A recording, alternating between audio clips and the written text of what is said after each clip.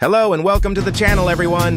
Today I will be showing you some tips and tricks to use in the new Roblox game Animal Hospital. I don't have a whole lot to say here, but if you like this type of content, please tell me so in the comments so I can keep making more. Without further ado, let's start. Anomalies are surprisingly easy to deal with after playing the game for a while. Saying this is someone who started 2 days ago. So first off, the easiest anomalies to detect are the ones with a different face than usual. Simply close the shutters on them and/or tase them. I would like to note that the hollow face isn't always hostile and will only guarantee a death ritual during recovery. However, I don't think it's necessary to still care for them. I close the shutters on them either way. Next up, the photo anomalies. These anomalies are only detected after taking a photo of them. Here are some examples. I would also like to note that some photos may drain some of your sanity if you inspect them, so I recommend not using the inspect button. Lastly, for anomalies, security cameras. When you see a patient walking in, I recommend quickly checking the security cameras, lobby or check-in, to get them out ASAP if they are indeed an anomaly. Personally, these are my favorite types of anomalies, Lowell.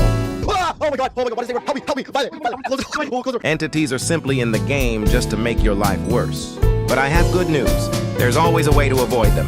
As of making this video, there are currently 8 entities in the game. Let's speed run them! The bed monster may spawn when a patient claims a room, and it will have a red box nearly filling the entire room. There are currently 2 ways to avoid them. 1. Avoid the red box carefully, squeezing through the small gaps between the walls and the box. 2. Grab maple syrup from the orange shelf and step inside the red box. The monster will spare you. Be aware that they might grab patients or visitors, so I recommend either acting fast or giving them the syrup. The stalker will appear around corners every now and then, and take away 10 sanity if you make eye contact, then will disappear afterwards or if you walk past it. The only way to avoid them is to not make eye contact. They are also client-sided, so no one else can see your stalker if they appear on your screen. The eye monster is the easiest monster to avoid. There's 2 ways to get rid of them, but I recommend one over the other. 1. Simply ignore them. No explanation needed. 2. Use eye drops on them. I don't recommend doing this because it drains sanity anyway, but you can look up afterwards. The wall dwellers are arguably the most annoying in the game. A good way to get rid of them is to just run in circles for a bit until they despawn. Otherwise, you can use a gun or fire extinguisher on them. The headbanger can be removed in 2 ways. If you don't remove them, your glass will shatter. The first way is to simply go up to them and ask them to leave. However, after doing so, they will give a small jump scare and drain 15 sanity from you. The second way is to ask them to leave while holding coffee. They will drink the coffee and leave.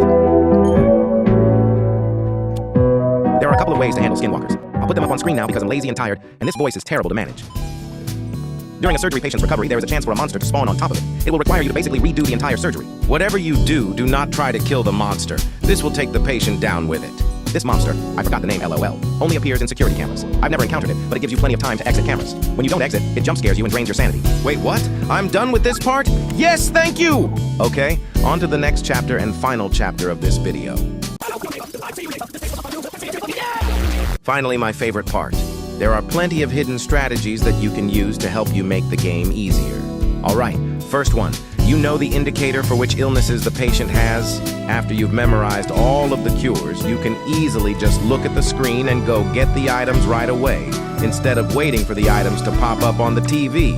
Second, if you use a taser on one of the people sitting in the lobby, they will faint, and you can take them to any room you want to block other patients from choosing that room. I recommend using this on the surgery room as it takes the most time. The game doesn't register the NPC as an actual patient, so if you don't heal them, they'll be stuck there, and you can progress the game without having to worry about the chosen room. Or you can just, throw the fainted patient away. Whatever works, I guess. That's all the tips and tricks I have for now. My iPad is going to explode if I don't clear up the storage this video is taking up.